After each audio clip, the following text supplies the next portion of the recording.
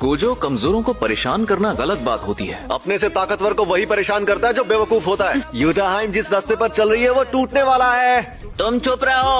अगर तुम चाहो तो बाहर चलकर बात कर सकते हैं। मेरा मन नहीं है यार। क्या हुआ, मर गए क्या?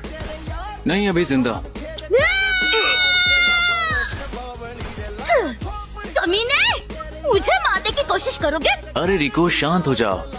हम वो नहीं है जो उस दिन वहाँ तुम्हें मारने के लिए आए थे। झूठ है, तुम्हारी शक्ल ही गुंडों वाली है और ये लंबे बॉल तो अजीब है।